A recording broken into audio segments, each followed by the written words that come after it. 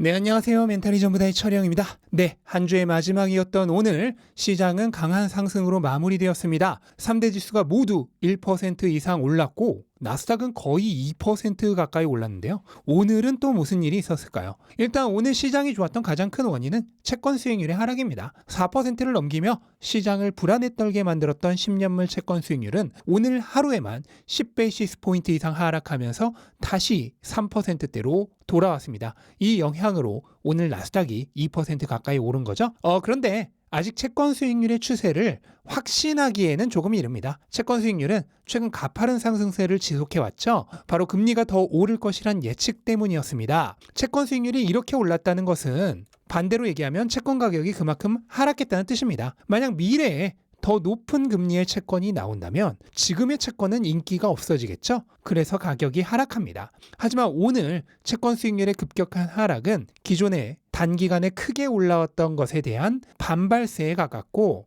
아직 추세적으로 정점을 찍었다고 말하기는 조금 이른 타이밍입니다. 따라서 향후 상황을 더 지켜봐야 할 것 같습니다. 아무튼 오늘 시장의 강한 상승으로 이번 주는 주간 실적으로 상승 마감했습니다. 다우는 주간으로 1.8% 상승, S&P는 1.9% 상승, 나스닥은 2.6% 상승하며 고르게 강세를 보여주었고요. 특히 현재 지점에서의 상승은 기술적으로도 시장에 큰 의미가 있습니다.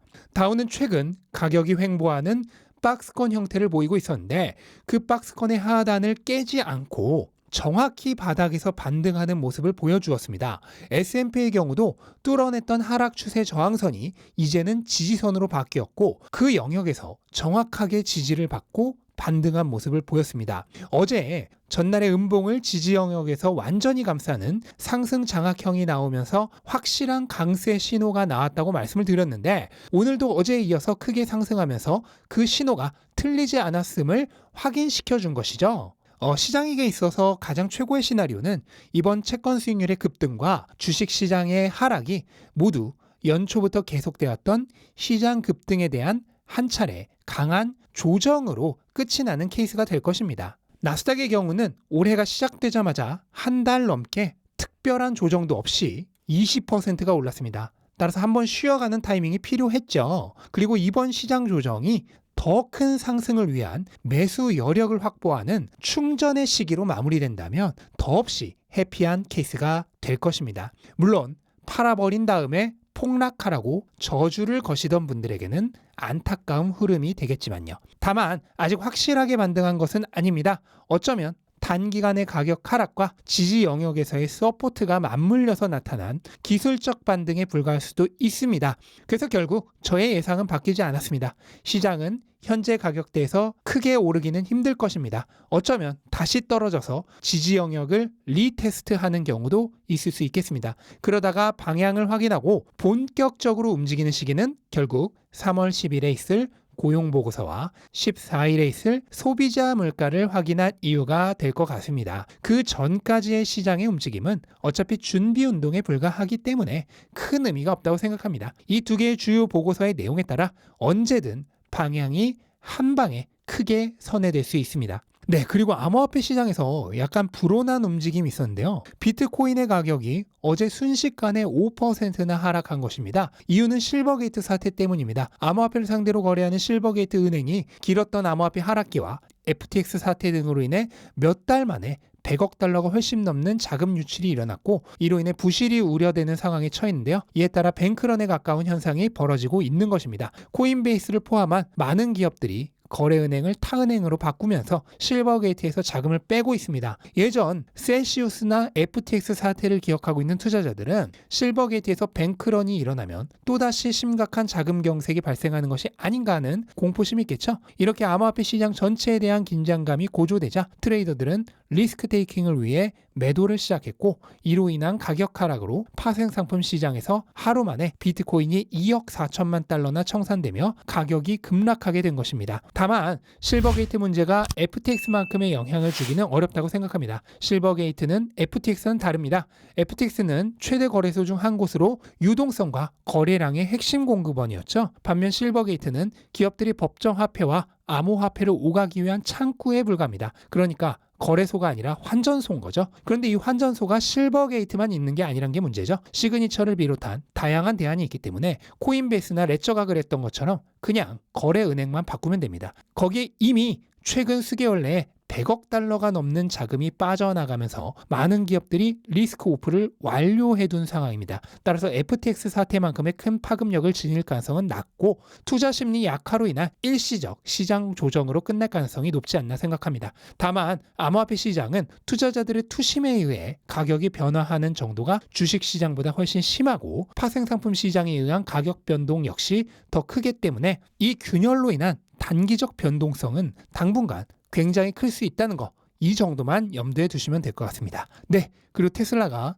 오늘 3.6% 상승하며 투자자의 날 이후 있었던 조정을 만회하고 있습니다. 오늘은 주가가 200달러까지 도달했지만 200달러가 저항선으로 작용하면서 막판에 조금 밀려서 198달러 부근에서 마무리되었는데요. 테슬라가 오늘 강하게 상승한 데는 중국에서의 판매 실적 호조가 큰 도움이 되었습니다. 테슬라는 중국에서 2월에 74,400대의 차량을 판매했는데 이건 작년 동기 대비 무려 32%나 증가한 수치입니다. 또한 1월에 66,000대 판매에 추가해서 2월까지 144,453대를 판매한 것인데요. 1월에 춘절 연휴로 일주일 넘게 쉬었던 것을 감안한다면 엄청난 판매 수치입니다. 현재 기가 상하이가 주당 2만 대의 차량을 생산하며 8만 대가 넘게 생산을 하고 있습니다. 이걸 감안한다면 3월에는 8만 대가 충분히 판매될 수 있죠. 왜냐하면 1월에는 춘절 연휴로 일주일 넘게 쉬었고 2월에는 날수가 적었습니다. 그럼에도 불구하고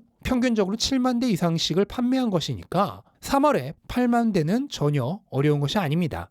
그렇다면 중국에서 3월에 8만 대를 판매해서 1분기에 22만 대를 판매하게 될 경우 테슬라의 1분기 전체 판매량은 약 44만 대 정도가 되지 않을까 예상이 됩니다. 현재 시장 컨센서스가 42만 8천 대이기 때문에 시장 예측치를 훨씬 상회하는 판매가 가능한 것이죠. 그리고 44만 대는 당연히 역대 최고 판매량입니다. 지난 분기 사상 최초로 40만 대를 넘어선 이후 단 1분기 만에 그것을 또 10% 추가 경신하게 되는 것입니다. 이것은 정말 엄청난 것이죠. 만약 테슬라가 1분기에 44만 대 판매를 달성하게 되면 올해는 일론 머스크가 말했던 대로 정말로 200만 대 판매도 꿈이 아닙니다.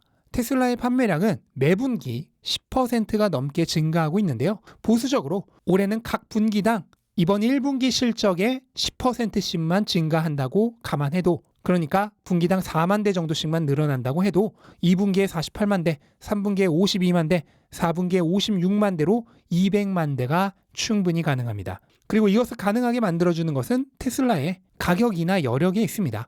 테슬라는 올해 들어 이미 가격을 크게 낮췄지만 앞으로 더 낮출 여력도 있습니다. 이번 투자자의 날에서도 밝혔듯 비용 절감 능력이 압도적이기 때문이죠. 이미 2년 전과 비교해서 비용을 33%나 낮췄고 이것을 추가적으로 50%까지 낮추겠다고 발표를 했습니다. 반면 다른 회사들은 전기차가 모두 적자이기 때문에 망할 각오로 가격을 낮추던가 GM처럼 가격을 낮추지 못하던가 해야 합니다. 따라서 향후 전기차 수요 경쟁에서 테슬라가 압도적 경쟁 우위를 차지하게 될 가능성이 매우 높습니다. 결과적으로 지난 2020년, 2021년과 같이 테슬라는 최강의 경쟁력으로 수요를 흡수하며 올해 충분히 200만 대를 달성할 수 있지 않을까 생각이 됩니다. 그렇게 될 경우 작년 131만 대 판매 대비 무려 53%나 판매량이 증가하는 것입니다.